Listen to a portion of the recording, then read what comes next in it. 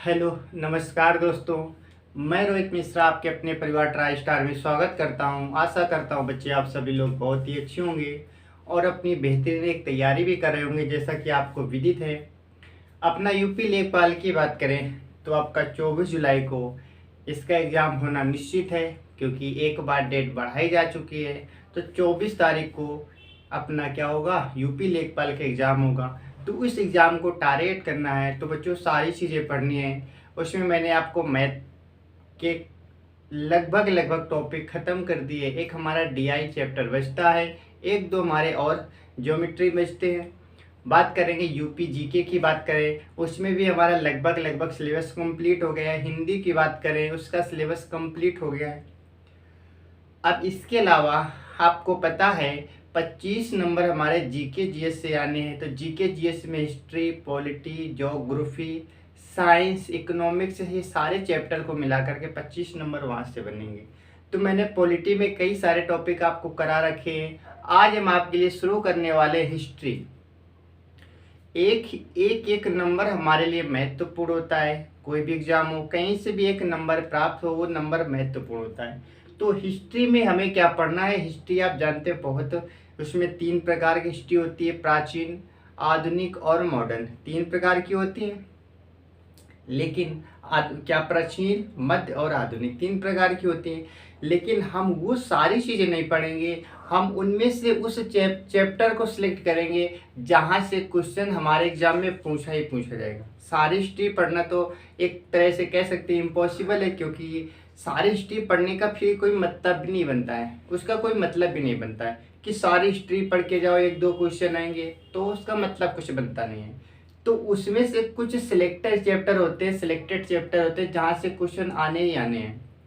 तो हम बात करेंगे कि हिस्ट्री में सबसे ज़्यादा क्वेश्चन बौद्ध धर्म से पूछा जाता है, हिस्ट्री में जैन धर्म से क्वेश्चन पूछा जाता है। तो हम क्या करेंगे, बौद्ध धर्म और जैन धर्म को पढ़ेंगे। हो सकता है कि आपके एग्जाम में यहाँ से क्वेश्चन जरूर पूछा जाए, और क्वेश्चन पूछा जाएगा तो इस चीज़ की आपको बिल्कुल भी टेंशन नहीं लेनी। यदि हिस्ट्री से जिस टॉपिक से, यानी कि जो टॉपिक पढ़ाया जाएगा वहाँ से क्वेश्चन यदि पूछा जा रहा है तो आपके एग्जाम में ज़रूर फंसेगा, और जो टॉपिक नहीं पढ़ाया गया वो वहाँ से पूछा जाए तो बात दूसरी है। लेकिन जो यहाँ पर टॉपिक पढ़ाया जाएगा और उससे संबंधित कोई भी क्वेश्चन पूछा जाएगा तो एग्ज़ाम में ज़रूर फंसेगा।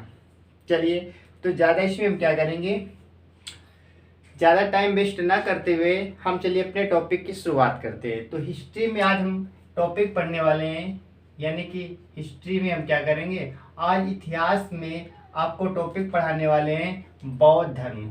क्या पढ़ाने वाले हैं? बौद्ध धर्म की हम बात करेंगे। नो डाउट आपने बौद्ध धर्म का नाम जरूर सुना होगा। बौद्ध धर्म की स्थापना किसने की, आपने जरूर सुना होगा। अब ये बौद्ध धर्म की कहानी क्या थी, एक कहानी के माध्यम से हम सीखने का प्रयास करेंगे तो सारी चीज़ें आपकी क्लियर हो जाएंगी। फैक्ट भी याद करेंगे, साथ ही साथ एक स्टोरी के माध्यम से हम क्या करेंगे, इसे याद करने की कोशिश करेंगे। तो बौद्ध धर्म की बात करें तो एक जैसे हिंदू धर्म है, जैन धर्म है, इसी प्रकार से एक बौद्ध धर्म है। तो बौद्ध धर्म में जो व्यक्ति थे, तो बौद्ध धर्म की स्थापना किसने की, तो याद रखेंगे गौतम बुद्ध ने की। गौतम बुद्ध के बचपन का नाम क्या था, आप कहेंगे सिद्धार्थ। पिताजी के नाम क्या था, आप कहेंगे इनके पिताजी के नाम शुद्धोधन था। और जब गौतम बुद्ध का जन्म होता है तो जन्म के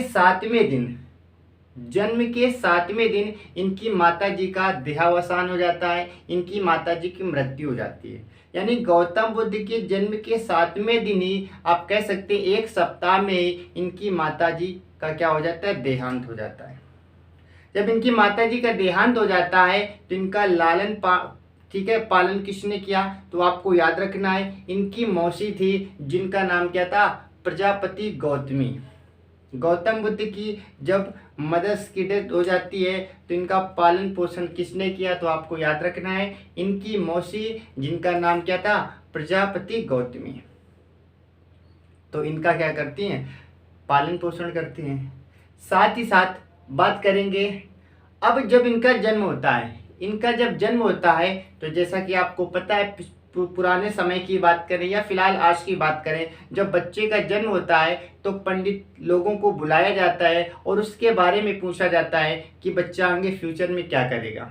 उसी प्रकार से राजा शुद्धोधन ने अपने यहाँ पंडितों को आमंत्रित किया और पंडितों से पूछा कि बताइए ये आगे भविष्य में क्या करेगा। तो पंडितों ने ये बताया कि ये बच्चा चलकर या तो आगे समय एक महान सम्राट राजा बनेगा, आपसे भी ज्यादा बुद्धिमान होगा, बलशाली होगा, और इसके बाद में उन्होंने कहा या तो फिर क्या करेगा, या तो एक महान सम्राट बनेगा या तो फिर क्या बनेगा, ये एक सन्यासी बन जाएगा। क्या बनेगा? सन्यासी बन जाएगा। और ये बात सुनकर शुद्धोधन क्या हो जाते हैं? दुखित हो जाते हैं। दुखित इसलिए हो जाते हैं कि एक राजा का पुत्र सन्यासी बनेगा, एक राजा का पुत्र सन्यासी बनेगा। और चूंकि राजा खुद चाहता है कि हमारा पुत्र हमारा उत्तराधिकारी बने, वो खुद राजा बने। अब ये बात सुनकर ये थोड़ा दुखी हो जाते हैं, लेकिन और इनके दिमाग में कहीं ना कहीं हमेशा यही चला करता था कि, और चूंकि जो गुरु लोग हुआ करते थे, जो पंडित, पंडित का मतलब क्या होता है? पंडित का सीधा सा अर्थ क्या होता है? पंडित को बोलते हैं ज्ञानी, श्रेष्ठ होते हैं। तो पंडितों की या श्रेष्ठ लोगों की बात हमेशा सत्य हुआ करते थे। अब राजा शुद्धोधन ने ये सोचा कि कुछ हम ऐसा करेंगे कि जो हमारे सिद्धार्थ है, यानी गौतम बुद्ध है, गौतम बुद्ध तो बाद में कहे जाएंगे, अभी उनका सिद्धार्थ नाम रहेगा। गौतम बुद्ध कब कहे जाएंगे? जब ज्ञान की प्राप्ति हो जाएगी। तो बात करेंगे, इन्होंने क्या किया, सिद्धार्थ को बाहर की हवा भी न लगने दी। यानी कि बाहर क्या चल रहा है, क्या घर के बाहर भी कोई दुनिया होती है क्या, इस चीज से उन्हें परे रखा।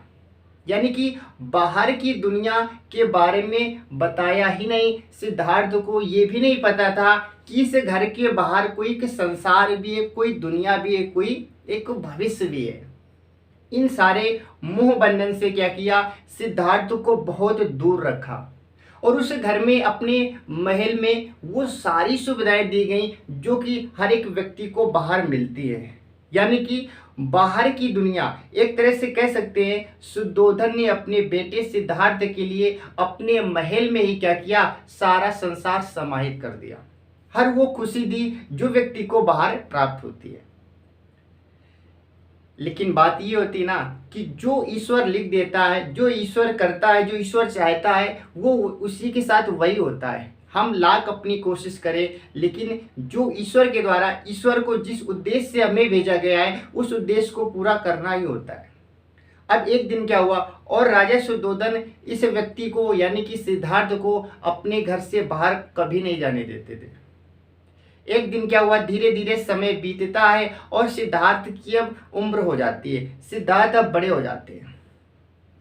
अब राजा को कहीं ना कहीं चिंता फिर से सताने लगती है कि अब सिद्धार्थ जैसे जैसे बड़ा होगा तो ये क्यों जरूर पूछेगा, यानी कि बाहर की दुनिया के बारे में हो सकता है पूछे, क्योंकि उसके यहाँ तो सैनिक भी तो रहा करते थे, सारी चीजें बाहर से भी हुआ करते थे।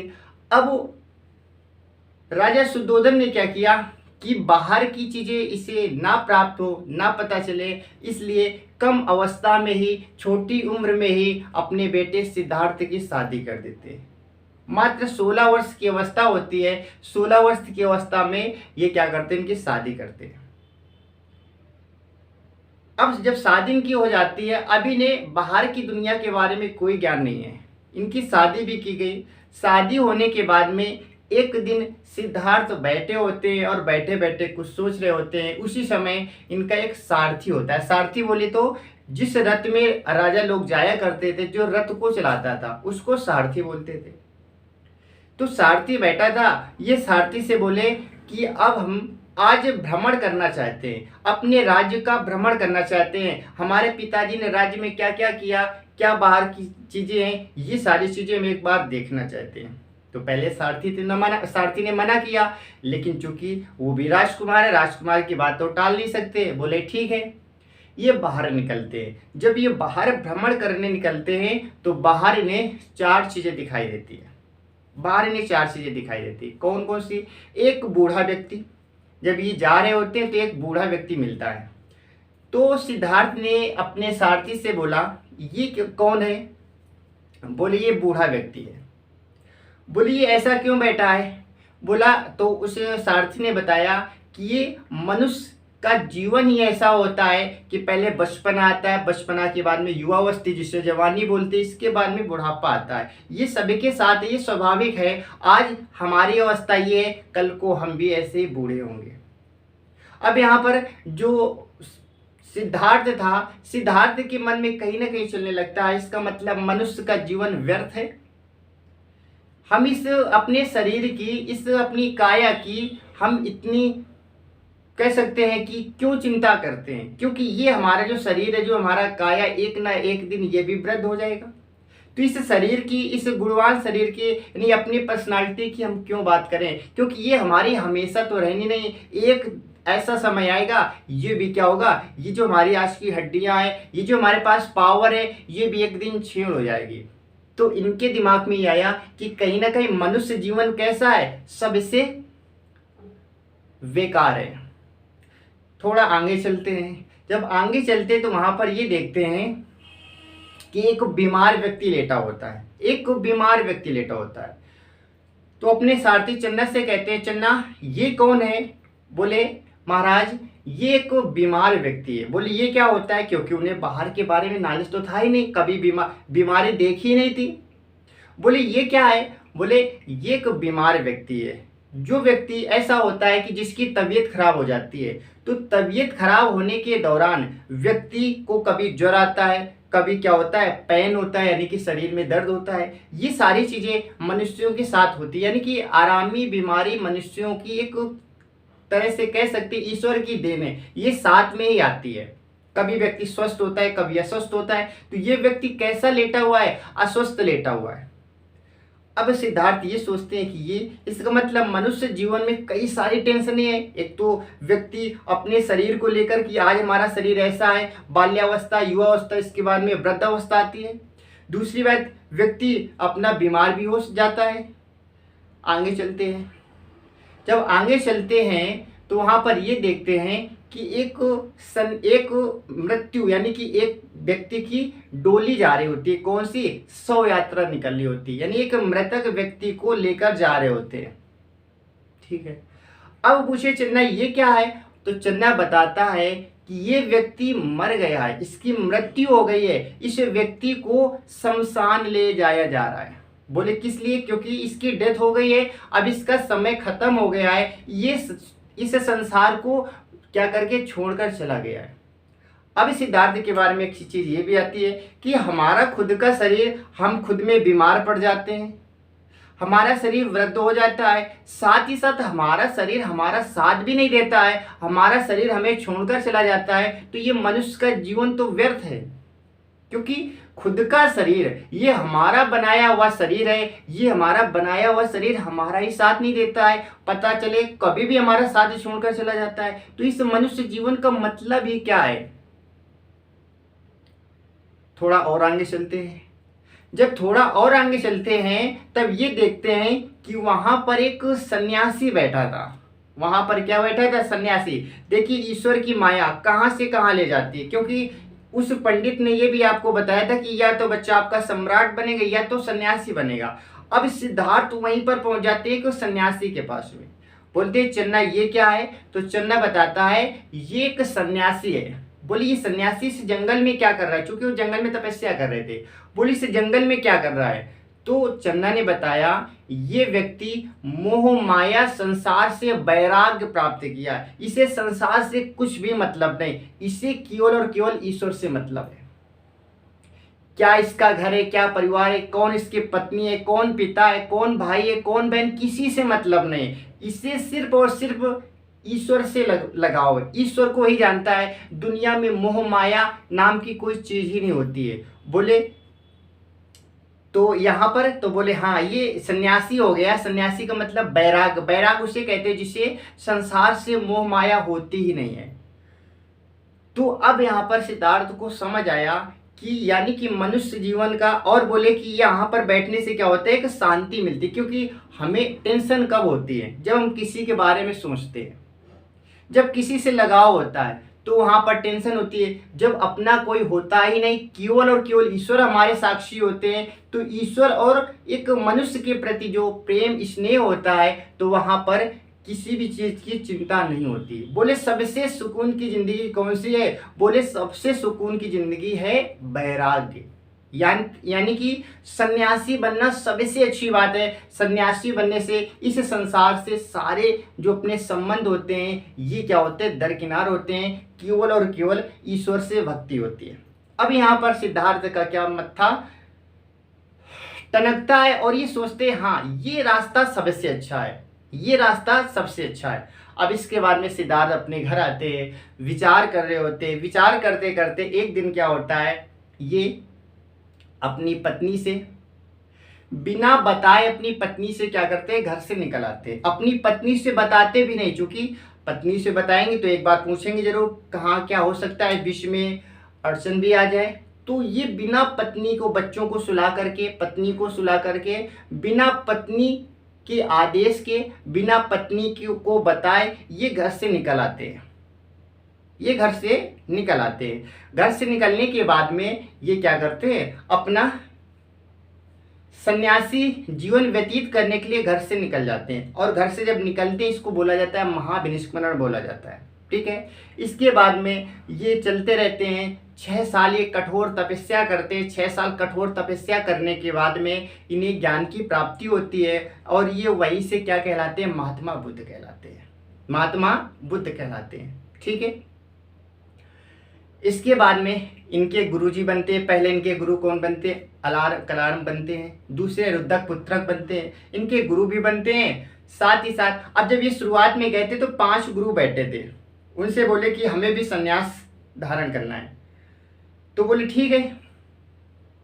वहां पर ये क्या करते हैं? कठोर तपस्या करते हैं। कठोर तपस्या करने के बाद में अब धीरे धीरे समय 6 साल का हो जाता है। ये तपस्या में लीन होते हैं। इनका शरीर बिल्कुल जंजर हो जाता है। शरीर में कुछ भी नहीं बचता, मात्र हड्डियां बचती हैं शरीर में। बिल्कुल कंकाल बचता है, बाकी इनके शरीर में मांस तो बचता ही नहीं। क्योंकि 6 साल इन्होंने कठोर तपस्या, बिना अन्न जल ग्रहण किए हुए 6 साल इन्होंने तपस्या की। 6 साल एक अन्न का जल, ना तो अन्न का दाना और ना ही जल का सेवन किया।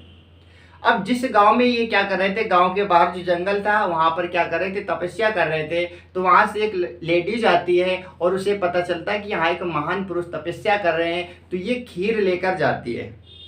खीर लेकर जाती है और इनके पास में जाकर इन्हें क्या करती है? जगाती है। जगाने के बाद कहती है कि महादेव आप ठीक है तपस्या कीजिए, अच्छी बात है, लेकिन जब आपका शरीर ही आपका साथ नहीं देगा आप तपस्या कैसे करेंगे? आप अपना पहले शरीर देखिए, शरीर में आपके कुछ भी नहीं बचा है। यदि आपको निरंतर ऐसे ही क्या करना है, ऐसे ही आपको ईश्वर के प्रति, ईश्वर को प्राप्त करना है, ठीक है, यानी कि आपको संन्यास ग्रहण करना है, तो थोड़ा बहुत आपको खाना भी पड़ेगा।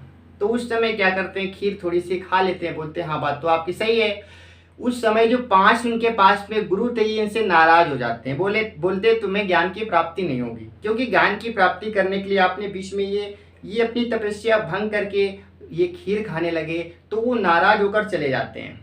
इसके बाद में अब इन्हें समझ आ जाता है कि कोई किसी के नहीं, अब जो कुछ करना है हमें ही करना है। ये और कठोर तपस्या करते हैं। कठोर तपस्या करने के बाद में इन्हें ज्ञान की प्राप्ति होती है। ज्ञान की प्राप्ति होने के बाद ये जाते उन्हीं 5 व्यक्तियों के पास में और वो 5 व्यक्ति इन्हें गुरु मान लेते हैं। इन्होंने सबसे पहले उन 5 में से एक को क्या करते हैं? शिक्षा देते हैं।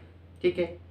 और कई सारी चीज़ें हम क्या करेंगे? पढ़ने वाले। तो ये हमारी थोड़ी सी बैकग्राउंड अब स्टोरी समझ आ गई होगी कि हाँ महात्मा बुद्ध कैसे, पहले क्या थे, फिर क्या से क्या बन गए। यानी कि उनके पिताजी के बारे में क्या, उनके पिताजी की सोच क्या थी, उनकी सोच क्या थी, ये सारी चीज़ें मैंने आपको एक स्टोरी के टाइप में बताने की कोशिश की। अब हम क्या करते हैं? इसके कुछ फैक्ट देख लेते हैं। ठीक है, क्योंकि आपके एग्जाम में तो फैक्ट पूछे जाएंगे, लेकिन स्टोरी याद होती है तो कहीं ना कहीं एक हम अनुमान लगा लेते हैं।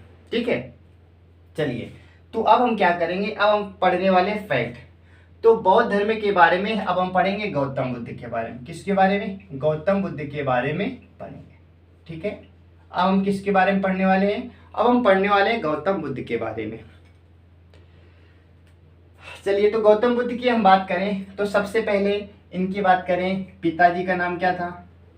पिता का नाम, उनकी माता जी का नाम, इनके बचपन का नाम, ठीक है, इनका जन्म कब हुआ, ये सारी चीजें हम देख लेते हैं। तो पिता का नाम मैंने आपको क्या बताया था, इनके पिता का नाम था शुद्धोधन। क्या नाम था, तो आप कहेंगे इनके पिता का नाम था शुद्धोधन।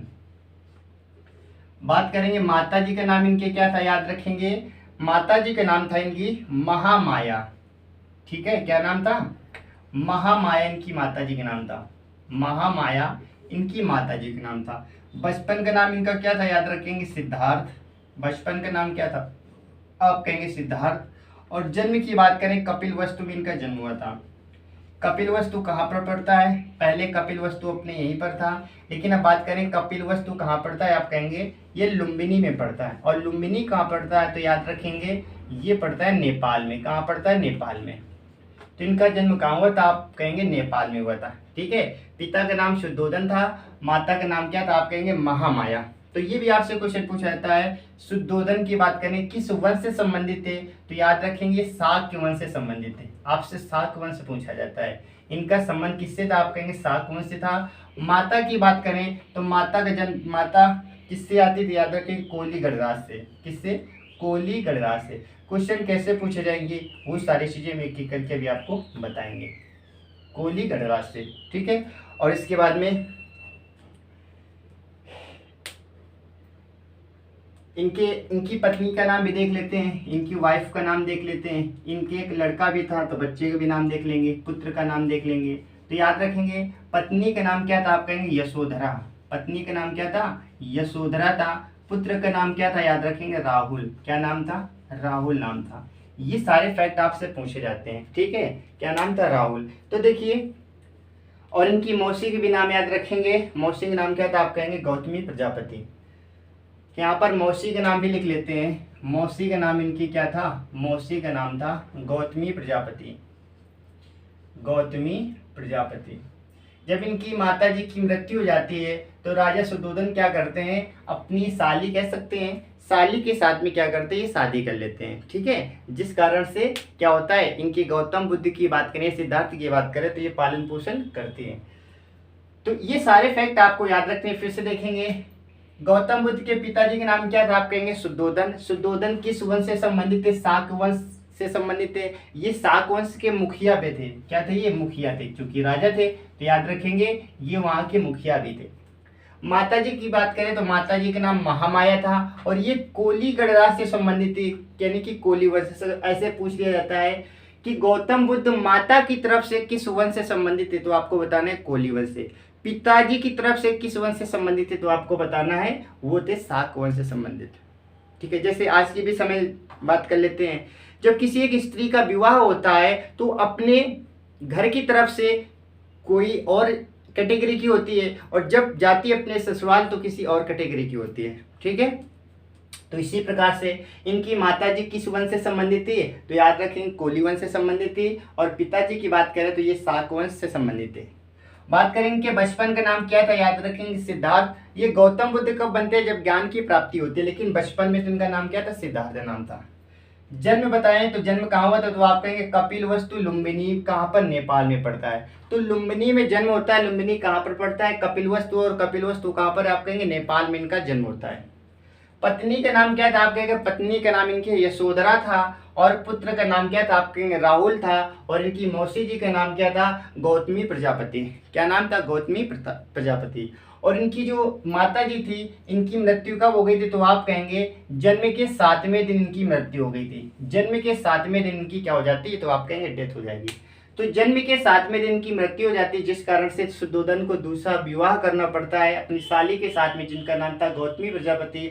और यही गौतमी प्रजापति क्या करती हैं, अपने कह सकते हैं कि भतीजे को गोद लिया और भतीजे को क्या किया, इनका पालन पोषण किया। ठीक है, तो ये सारे फैक्ट आपको याद रखने हैं।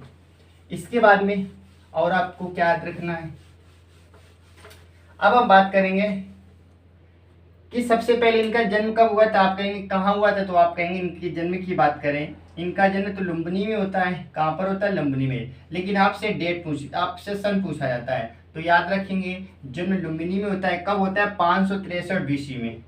563 बीसी में इनका जन्म होता है। 563 बीसी में इनका क्या होता है, आप कहेंगे जन्म होता है। ठीक है, और जब इनका जन्म होता है तो क्या मनाते हैं, बुद्ध पूर्णिमा। बुद्ध पूर्णिमा मनाते हैं। आपने सुना होगा आज बुद्ध पूर्णिमा ऐसे बोलते हैं ना। तो बुद्ध पूर्णिमा किसके जन्म पर मनाया जाता है? गौतम बुद्ध। तो अपने यहाँ जो बुद्ध पूर्णिमा मनाई जाती है तो याद रखेंगे वो बुद्ध पूर्णिमा क्या होती है? तो आप कहेंगे वो बुद्ध पूर्णिमा होती है गौतम बुद्ध के जन्म के दिवस पर। जैसे महात्मा गांधी का जन्म दिवस होता है, गांधी जयंती मनाते हैं, इसी प्रकार से बुद्ध पूर्णिमा कब मनाते हैं? जब गौतम बुद्ध का जन्म हुआ है। ठीक है, चलिए। और इनका जन्म कब हुआ था? तो पूर्णिमा वाले दिन होता है इनका जन्म। हमें पता कहाँ से चलता है इनके जन्म के बारे में? इनके जन्म के बारे में हमें पता कहाँ से चलता है? याद रखेंगे, पता चलता है हमें रुम्मिनदेई स्तंभ से। रुम्मिनदेई स्तंभ से पता चलता है। रुम्मिनदेई स्तंभ से हमें इसकी जानकारी होती है, इनके जन्म के बारे में। इनके जन्म के बारे में जानकारी होती है। तो जन्म कहाँ होता है? आप कहेंगे कपिलवस्तु के लुम्बिनी नेपाल में होता है। कब होता है? 563 में होता है। किस दिन होता है? पूर्णिमा वाले दिन होता है, इसलिए गौतम बुद्ध का पूर्णिमा वाले दिन होता है, तो बुद्ध पूर्णिमा के नाम से हम जानते हैं। कहाँ से पता चलता है इनके जन्म के बारे में? तो याद रखेंगे स्तंभ है हमारे पास, कौन सा? रुम्मिनदेई स्तंभ। रुम्मिनदेई स्तंभ से इनके जन्म के बारे में जानकारी प्राप्त होती है। ठीक है, ये पॉइंट आपको याद रखना है। इसके बाद में अब हम बात करेंगे साम्राज्य जब भ्रमण करने जाते तो अभी मैंने आपको बताया 4 व्यक्ति देखते हैं। तो भ्रमण में क्या देखा? जब ये अपना भ्रमण करने जाते हैं तो यहाँ पर मैंने आपको भी बताया था कि 4 दृश्य देखते हैं। कौन कौन से दृश्य थे? याद रखेंगे, एक तो बूढ़ा व्यक्ति देखते हैं। क्या देखते हैं? बूढ़ा व्यक्ति देखते हैं। बूढ़ा के बाद में दूसरा आप कहेंगे बीमार व्यक्ति देखते हैं। बूढ़ा व्यक्ति देखेंगे, बीमार व्यक्ति देखेंगे। तीसरा मैंने क्या बताया था? एक शव देखते हैं। शव देखते हैं, शव का मतलब लाश जिसे बोलते हैं। 4 नंबर की बात करेंगे, एक सन्यासी देखते हैं। क्या देखते हैं? सन्यासी। यानी कि जब ये राज का भ्रमण करने निकलते हैं अपने साथी चन्ना के साथ में, जब निकलते हैं ये 4 दृश्य देखते हैं। एक बूढ़ा व्यक्ति बैठा होता है, एक बीमार व्यक्ति बैठा होता है, एक यात्रा यानी कि सो जा रही होती है, और एक सन्यासी व्यक्ति। तो ये 4 दृश्य देखते हैं। ठीक है, गौतम बुद्ध ये 4 दृश्य देखते हैं। इसके बाद में अब हम बात करेंगे 29 साल में क्या करते हैं? 29 साल में अपना घर छोड़ देते हैं। तो ये क्वेश्चन आपसे पूछा जाता है कि गौतम बुद्ध कितने साल में अपना घर छोड़ते हैं? तो 29 साल की अवस्था में। 29 साल की अवस्था में बिना पत्नी की इजाज़त, बिना पत्नी को बताए, बिना बच्चों को बताए ये क्या करते हैं? 29 साल की अवस्था में गृह त्याग करते हैं। गृह त्याग का मतलब होता है घर को छोड़कर जाना। और इस घटना को क्या बोला गया? जो गृह त्याग की घटना होती है इसको क्या बोला जाता है? महाभिनिष्क्रमण बोला जाता है। क्या? महाभिनिष्क्रमण। ये आपसे पूछा जाता है। आपसे ये पूछा जाता है कि बताइए जब गौतम बुद्ध अपना घर छोड़कर गए थे तो इतिहास में इसे किस नाम से जाना जाता है? महाभिनिष्क्रमण के नाम से जाना जाता है। यानी कि गृह त्याग की घटना को क्या बोलेंगे? महाभिनिष्क्रमण बोलेंगे। ये क्वेश्चन एक बार में कम से कम ये 1000 बार पूछा जा चुका है। ठीक है, तो इस पॉइंट को आपको याद रखना है।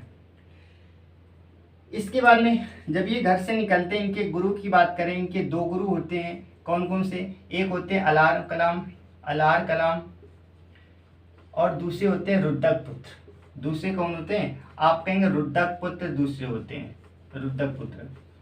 अलाम कलाम से इन्होंने कौन सी शिक्षा ली थी? तो याद रखेंगे सांख्य दर्शन लिए थे। सांख्य दर्शन की शिक्षा ली थी, सांख्य दर्शन से। और बात करें रुद्रक पुत्र की बात करें तो इनसे ली थी योग दर्शन की शिक्षा। किससे? योग दर्शन की शिक्षा ली थी।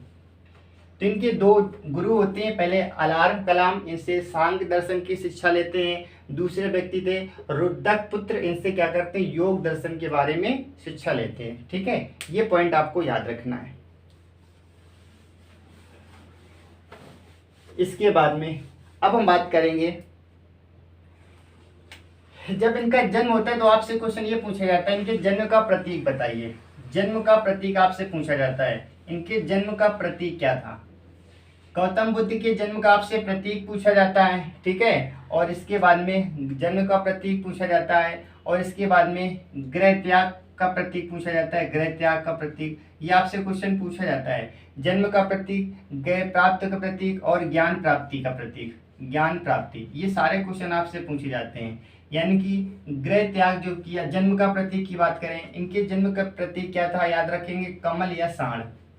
कमल भी था और सांड भी था। तो आपसे क्वेश्चन पूछा जाएगा कि बताइए गौतम बुद्ध के जन्म का प्रतीक क्या है, तो आप कहेंगे कमल या तो सांड। जो ऑप्शन में होगा उस ऑप्शन को हम क्या करेंगे, टिक करेंगे। गृह त्याग की बात करेंगे तो गृह त्याग का क्या था, तो आप कहेंगे घोड़ा। गृह त्याग का प्रतीक क्या था, तो आप कहेंगे घोड़ा था। बात करें ज्ञान प्राप्ति की, बात कर लेते हैं तो याद रखेंगे ज्ञान प्राप्ति ने कहाँ पर हुई थी, तो याद रखेंगे आपसे क्वेश्चन आता है गौतम बुद्ध को जो ज्ञान की प्राप्ति हुई थी किस पेड़ के नीचे, एक पेड़ एक वृक्ष के नीचे बैठे होते हैं, किस वृक्ष के नीचे इन्हें ज्ञान की प्राप्ति हुई थी और किस दिन ज्ञान की प्राप्ति हुई थी, तो आपको याद रखना है। ठीक है, तो ये बोधि वृक्ष बोलते हैं या तो पीपल का वृक्ष कहते हैं। जो पीपल का वृक्ष यानी कि पीपल के वृक्ष के नीचे बैठकर ये तपस्या कर रहे होते हैं, पीपल का वृक्ष होता है। किसका होता है, पीपल का वृक्ष। और ये पीपल का वृक्ष फिर किस नाम से जाना जाने लगा, ये जाने लगा बोधि वृक्ष के नाम से। किसे, बोधि वृक्ष। बोधि क्यों, क्योंकि यहाँ पर बुद्ध जी बैठे थे, तो इन्हें पीपल के वृक्ष के नीचे बैठकर इन्होंने तप किया था और वहीं पर इनको ज्ञान की प्राप्ति हो गई थी। तो आपसे वृक्ष पूछा जाता है तो याद रखेंगे पीपल का वृक्ष। ठीक है, पीपल के वृक्ष के नीचे बैठकर ये क्या करते हैं, तप करते हैं। और इसके बाद में ज्ञान की प्राप्ति पीपल के वृक्ष के नीचे हुई थी, लेकिन याद रखेंगे वो स्थान कौन सा था जहां पर ये बैठे थे, वो स्थान था उरुबेला। क्या नाम था उसका, उरुबेला। उरुबेला। और ये कहाँ पड़ता है, तो आप कहेंगे ये पड़ता है गया में। गया आप जानते होंगे, बिहार के पास जो गया है। तो गया के गांव, एक गया में एक स्थान है उरुबेला। उरुबेला में एक वृक्ष के नीचे बैठे होते हैं, उस वृक्ष का नाम क्या था, आप कहेंगे पीपल। तो पीपल के वृक्ष के नीचे और उरुबेला गया के पास में इन्हें ज्ञान की प्राप्ति हो जाती है। ठीक है, और आपसे ये भी पूछा जाता है कि ये जिस नदी के किनारे बैठे थे उस नदी का नाम बताइए, तो याद रखेंगे उस नदी का नाम था निरंजना। क्या नाम था, निरंजना। ये सारे फैक्ट आपसे पूछे जाते हैं। निरंजना नदी थी। तो आपसे क्वेश्चन क्या क्या पूछा जाएगा, आपसे क्वेश्चन पूछा जाएगा कि जब इन्हें ज्ञान की प्राप्ति हुई तो बताइए किस पेड़ के नीचे बैठे थे, किस वृक्ष के नीचे बैठे थे, तो आपका आंसर होगा पीपल। किस नदी के किनारे बैठे थे, तो आपका आंसर आना चाहिए निरंजना नदी। किस स्थान पर, तो आपको बताना है उरुबेला गया। ये सारे फैक्ट आपको याद रखने हैं। ठीक है, जन्म का प्रतीक कमल या सांड, गृह त्याग का प्रतीक तो आप कहेंगे घोड़ा। ठीक है, ये सारे पॉइंट आपको याद रखने हैं। इसके बाद में अब हम बात कर लेते हैं प्रथम उपदेश इन्होंने जब दिया, तो आपसे क्वेश्चन पूछा जाता है इन्होंने सबसे पहला उपदेश कहाँ दिया और सबसे ज्यादा कहाँ दिया। तो प्रथम उपदेश की बात कर लेते हैं। प्रथम उपदेश, तो इनका प्रथम उपदेश इन्होंने कहाँ दिया था, याद रखेंगे सारनाथ में दिया था। कहाँ पर, सारनाथ में। इन्होंने सबसे पहले उपदेश कहाँ दिया, तो सारनाथ में दिया। कहाँ पर दिया, सारनाथ में दिया। ठीक है, और प्रथम उपदेश को किस नाम से जाना जाता है, याद रखेंगे इसे कहा जाता है धर्मचक्र प्रवर्तन। धर्मचक्र प्रवर्तन। तो आपसे क्वेश्चन आएगा कि बताइए जैसे घर को त्यागने की घटना क्या कहलाती है, तो आप कहेंगे महाभिनिष्करण। इसी प्रकार से जो इन्होंने पहला उपदेश दिया तो इस उपदेश को किस नाम से जाना जाता है, तो आपको बताना है धर्मचक्र प्रवर्तन। यानी इनके पहला जो इन्होंने उपदेश दिया इसे धर्मचक्र प्रवर्तन के नाम से जाना गया। ठीक है, और पहला उपदेश कहाँ दिया था, आप कहेंगे सारनाथ में दिया था। कहाँ दिया था, सारनाथ में दिया था। ठीक है, इसके बाद में इनकी मृत्यु की बात कर लेते हैं। जन्म तो आपको पता है 563 में लुम्बिनी नेपाल में हुआ था कपिलवस्तु की। मृत्यु की बात करें, इनकी मृत्यु हुई थी कहाँ पर, 483 में, 483 BC में। और कहाँ पर हुई थी, तो याद रखेंगे कुशीनगर में। कहाँ पर, कुशीनगर में इनकी मृत्यु हो जाती है। तो आपसे क्वेश्चन पूछा जाता है कुशीनगर बोले या इसी को कुशीनारा भी कह देते हैं। क्या बोलते हैं, कुशीनारा। तो ये आपसे क्वेश्चन पूछा जाता है कि इनका जन्म कहाँ पर हुआ था, कब हुआ था, इनकी मृत्यु कहाँ पर हुई थी और कब हुई थी। ये सारे फैक्ट आपसे पूछे जाते हैं। ठीक है, तो आपको याद रखना है। इसके बाद में जो इनकी मृत्यु हुई तो मृत्यु को किस नाम से जाना जाता है, जैसे घर को त्यागने की घटना क्या कहलाती है, महाविनिष्करण। प्रथम उपदेश दिया उसी क्या बोला गया, धर्मचक्र प्रवर्तन। और जब इनकी मृत्यु हो जाती तो मृत्यु को भी एक नाम दिया गया। क्या दिया गया, तो याद रखेंगे उसका नाम दिया गया है क्या, आप कहेंगे महापरिनिर्वाण। महापरिनिर्वाण, महापरिनिर्वाण। तो आपसे क्वेश्चन कैसे पूछा जाएगा, आपसे क्वेश्चन आएगा कि बताइए इनकी जब मृत्यु होती तो मृत्यु की घटना को किस नाम से जानते, तो आपको बताना है महापरिनिर्वाण। तो महापरिनिर्वाण का मतलब होता है जब गौतम जी की क्या हो जाती है, डेथ हो जाती है, मृत्यु हो जाती है। ठीक है, तो पहला उपदेश कहाँ दिया, सारनाथ में। क्या कहलाता है, धर्मचक्र प्रवर्तन कहलाता है। इनकी मृत्यु 483 बीसी कुशीनगर या कुशीनारा में हो जाती है। बात करेंगे इनकी मृत्यु को किस नाम से इतिहास में जाना गया, महापरिनिर्वाण के नाम से जाना गया। ठीक है, महापरिनिर्वाण के नाम से जाना गया। इस पॉइंट को आपको याद रखना है। इसके बाद में इनकी भाषा की बात कर लें तो आपसे क्वेश्चन ये बहुत पूछा जाता है कि बताइए जो बौद्ध धर्म के लोग हैं, बौद्ध धर्म के लोग, या बात करें इसकी इनकी गौतम बुद्ध की बात करें, कौन सी भाषा अपनाते थे, याद रखेंगे ये पाली भाषा अपनाते थे। कौन सी भाषा, पाली भाषा अपनाते थे।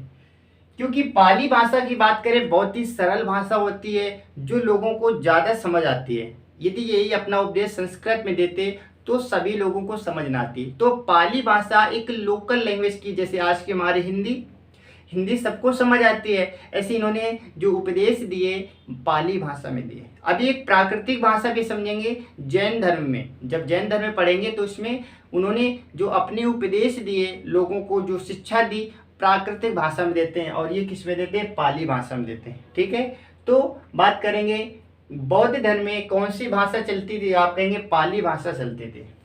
इसके बाद में प्रथम भिक्षुणी कौन बने इनकी, प्रथम भिक्षुणी की बात करें। भिक्षुणी क्या होता है, देखिए पहले क्या हुआ करता था, पहले गौतम बुद्ध के यहाँ पर केवल और केवल पुरुष ही जाकर क्या करते थे, शिक्षा ग्रहण करते थे। स्त्रियों को जाना वर्जित था। गौतम बुद्ध ने स्त्रियों को मना कर दिया था कि स्त्रियां हमारे आश्रम में नहीं आ सकती हैं।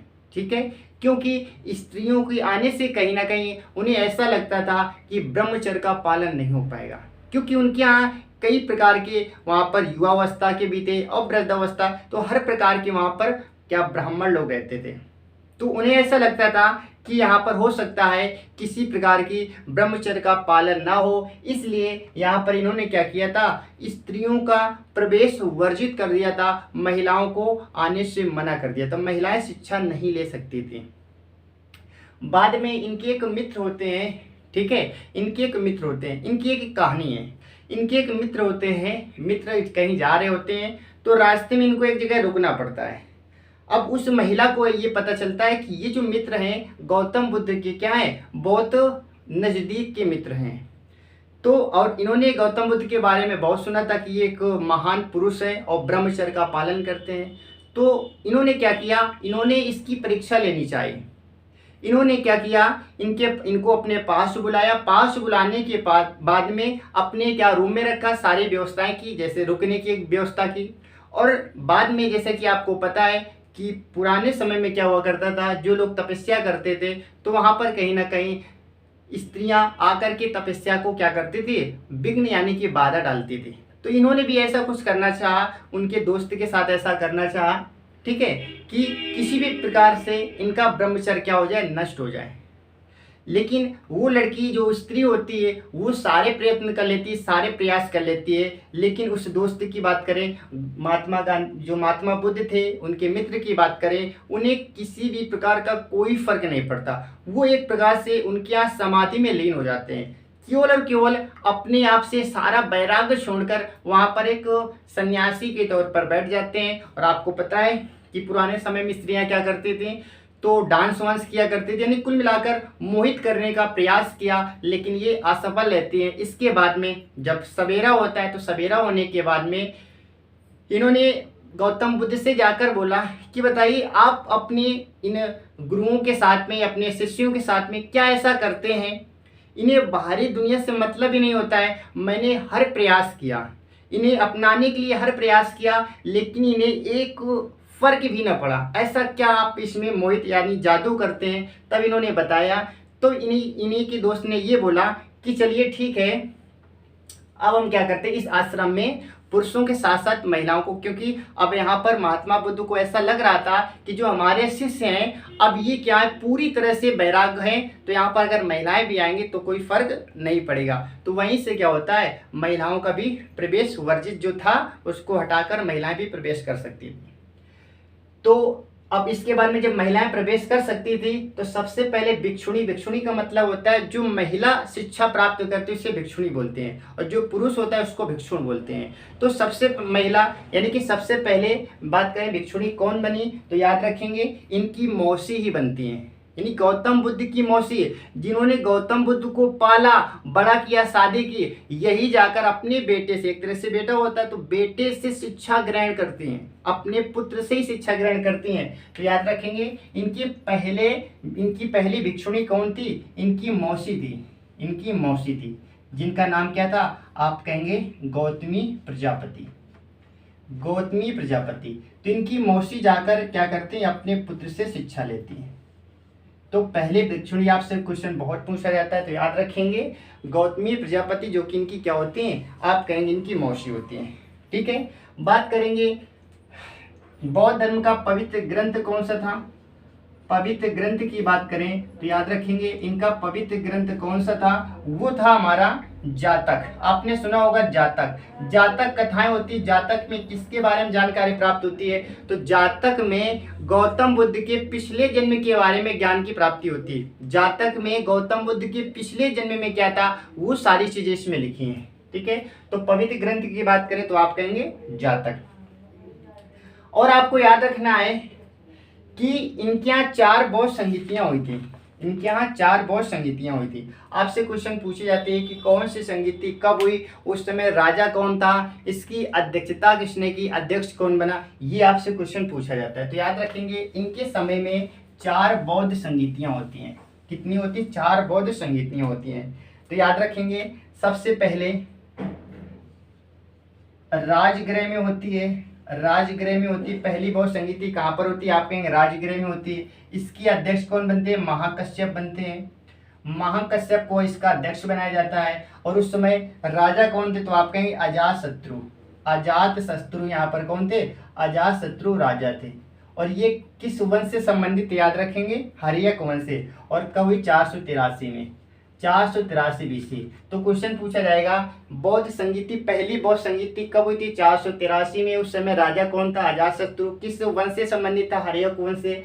इसकी अध्यक्षा किस, यानी अध्यक्ष कौन बना था, याद रखेंगे इसका अध्यक्ष बना था कौन, महाकश्यप की बात करेंगे। और पहली बौद्ध संगीति कहाँ हुई थी, तो आप कहेंगे राजगृह में। कहाँ पर हुई थी, राजगृह में। बात करेंगे दूसरी कहाँ पर होती है, तो वैशाली में। दूसरी कहाँ पर होती है, वैशाली में। तो दूसरी बौद्ध संगीति कहाँ पर, वैशाली में हुई थी। इस समय यहाँ के अध्यक्ष किससे बनाया जाता है, तो सर्वकामी को, किसको, सर्वकामी को यहाँ का अध्यक्ष बनाया जाता है। और बात करेंगे कि यहाँ पर इस समय राजा कौन थे, तो कालाशोक, कालाशोक राजा हुआ करता था। और कालाशोक किस वंश से संबंधित था, याद रखेंगे शिशुनाग वंश से। और ये कब होती है, ये होती है 383 BC में। कब होती है, 383 BC में होती है। ठीक है, बात करेंगे तीसरी बौद्ध संगीति कब होती है, याद रखेंगे तीसरी होती है पाटलिपुत्र में, पाटलिपुत्र में तीसरी होती है।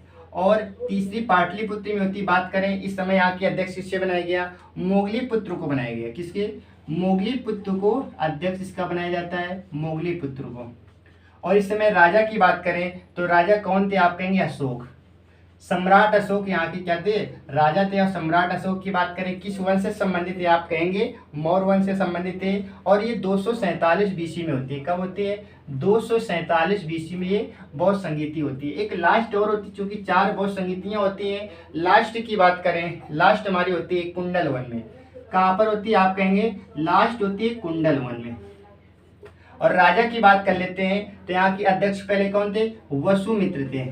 ठीक है, कौन थे, तो आप कहेंगे इसके अध्यक्ष थे वसुमित्र। और राजा की यदि हम बात करें तो राजा कौन थे, कनिष्क, जो कि कुषाण वंश से संबंधित थे। राजा कनिष्क थे, कुषाण वंश से संबंधित थे। और ये कब थी, तो आप कहेंगे प्रथम ईस्वी में, प्रथम ईस्वी में। तो इस पॉइंट को आपको याद रखना है। ठीक है, एक बार फिर से समझने का प्रयास करेंगे कि गौतम बुद्ध के समय 4 बौद्ध संगीतियां होती हैं। पहली राजगृह में, दूसरी वैशाली में, तीसरी पाटलिपुत्र में, चौथी कुंडलवन में। पहले के राजा महाकश्यप, सर्वकामी, मोगलीपुत्र और वसुमित्र। बात करेंगे राजा कौन थे, अजातशत्रु, कालाशोक, अशोक, कनिष्क और पहली 483 में, फिर 383 में, 247 में और प्रथम ईस्वी में। इस प्रकार से 4 बौद्ध संगीतियाँ होती हैं। इस प्रकार से क्या होती हैं, तो आप कहेंगे इस प्रकार से 4 बौद्ध संगीतियाँ होती हैं। ठीक है, चलिए इसके बाद में हम अब इसी चौथी बौद्ध संगीति में क्या होता है, जब गौतम बुद्ध की यहाँ पे मृत्यु हो जाती है तो इनका जो बंटवारा हो जाता है, यानी कि चौथी बौद्ध संगीति ये 2 भागों में बढ़ जाती है। एक का नाम होता है महायान, एक का नाम होता है क्या, आप कहेंगे हीनयान। तो चौथी बौद्ध संगीति में इसके 2 भाग हो जाते हैं। जब चौथे नंबर की संगीति होती है, याद रखेंगे इसमें 2 भाग में डिवाइड हो जाता है।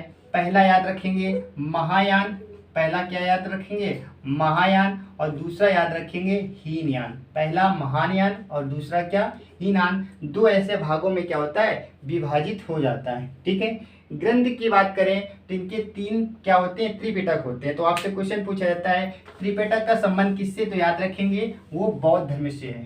ठीक है, तो इनकी बुक की बात करें या ग्रंथ की बात करें तो ग्रंथ को याद रखेंगे त्रिपिटक कहा जाता है, त्रिपिटक। तो आपसे क्वेश्चन आएगा त्रिपिटक का संबंध किस धर्म से, हिंदू धर्म से, मुस्लिम धर्म से, इसके बाद में बौद्ध धर्म से या जैन धर्म से। तो आपको याद रखना है त्रिपिटक का संबंध होता है किससे, बौद्ध धर्म से। त्रिपिटक का मतलब होता है 3 चीजें इसमें होती हैं। त्रि माने होता है 3, कौन कौन सी, एक होता है सूक्त पिटक, 3 पिटक होते हैं सूक्त पिटक, सूक्त के बाद में विनय पिटक, विनय पिटक के बाद में धम्म पिटक। ठीक है, 3 याद रखेंगे। तो 3 पिटक कौन कौन से होते हैं, सूक्त पिटक, विनय पिटक और धम्म पिटक, ये 3 पिटक इसमें होते हैं। ठीक है, चलिए तो ये था हमारा गौतम बुद्ध के बारे में। मैंने सारी चीज़ें आपको बताई कि गौतम बुद्ध का जन्म किस प्रकार से होता है। ठीक है, और उस पंडित की भविष्यवाणी क्या होती है, और उस प्रकार से राजा कैसे विचलित हो जाते हैं, अपने पुत्र को किस प्रकार से रखते हैं, ये सारी चीज़ें मैंने आपको बताई। और गौतम बुद्ध का जीवन कैसे व्यतीत होता है, और अंत में ये एक राजा के बेटे होते हुए भी सन्यासी कैसे बनते हैं, ये सारी चीज़ें मैंने आपको बताई। इनके पिताजी कौन थे, माताजी, इनके बचपन का नाम क्या था, इनका विवाह कब होता है, विवाह 16 साल की उम्र में हो जाता है, किसके साथ होता है, यशोधरा के साथ होता है। पुत्र का नाम क्या था, आप कहेंगे राहुल था। ठीक है, ये सारी चीज़ें मैंने आपको बताई। तो याद रखेंगे, अब आपसे 2-3 क्वेश्चन पूछेंगे, आपको बताना है। सबसे पहला क्वेश्चन ये है कि बताइए इनकी माताजी की मृत्यु कब हुई थी, इनकी माताजी की मृत्यु कब हुई थी, इनकी माताजी का नाम क्या था। तो याद रखेंगे इनकी माताजी का नाम था महामाया। गौतम बुद्ध की माताजी का नाम क्या था, महामाया था। और इनकी माताजी की मृत्यु कब होती है, देहावसान कब होता है, याद रखेंगे इनके जन्म के 7वें दिन। जब इनका जन्म जैसे होता है 7वें दिन की माताजी का क्या हो जाता है, देहावसान हो जाता है, देहांत हो जाता है। और फिर क्या करते हैं, इनके जो पिताजी शुद्धोधन थे अपनी साली के साथ में शादी करते हैं, जिनका नाम क्या था, गौतमी प्रजापति। और गौतमी प्रजापति ने ही क्या किया, अपने पुत्र यानी कि कह सकते हैं इस सिद्धार्थ जो कि आगे चल के गौतम बुद्ध कहलाएगा, इसकी क्या करते हैं, पालन पोषण करते हैं। नेक्स्ट क्वेश्चन आपको बताना है, जब ये घर को छोड़ते हैं, गृह त्याग करते हैं, उस समय इनकी उम्र क्या थी। जब गृह त्याग करते हैं उस समय इनकी उम्र क्या थी, याद रखेंगे 29 वर्ष। 29 वर्ष की अवस्था में ये क्या करते हैं, घर को छोड़ देते हैं। और घर को छोड़ने की घटना क्या कहलाती है, महाविनिष्क्रमण कहलाती है। ठीक है, 6 साल ये कठोर तपस्या करते हैं। 6 साल कठोर तपस्या करने के बाद में जब ये 35 साल के हो जाते हैं तब इन्हें ज्ञान की प्राप्ति होती है। 6 साल बिना अन्न जल यानी कि बिना अन्न का, एक भी अन्न का टुकड़ा नहीं खाया, ना तो पानी। 6 साल कठोर तप करने के बाद में इन्हें ज्ञान की प्राप्ति होती है। और उसी समय ये सिद्धार्थ से क्या कहलाते हैं, ये गौतम बुद्ध कहलाते हैं। ठीक है, सिद्धार्थ से क्या कहलाएंगे, गौतम बुद्ध कहलाएंगे। इसके बाद में बात करेंगे,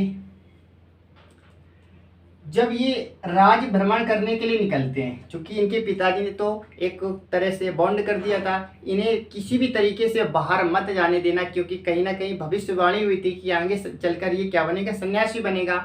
एक दिन ये जिद करते हैं और अपने सारथी, याद रखें इनके सारथी का नाम क्या था, इनके सारथी का नाम था चन्ना। क्या नाम था, इनके सारथी का नाम था चन्ना। सारथी कौन होता है? जो रथ को चलाता है। तो सारथी के नाम था चन्ना। चन्ना के साथ में क्या करते हैं, ये जब अपने राज भ्रमण के लिए निकलते हैं तो 4 दृश्य देखते हैं। कौन कौन से 10? एक बूढ़ा व्यक्ति, एक बीमार व्यक्ति, एक वहां पर 100 देखते हैं और एक सन्यासी देखते हैं। ये 4 दृश्य देखते हैं। याद रखेंगे, आपसे पूछा जाता है निम्न में से कौन सा दृश्य नहीं देखा, तो ये चारों दृश्य देखते हैं। चारों दृश्य के बारे में आपको पता होना चाहिए।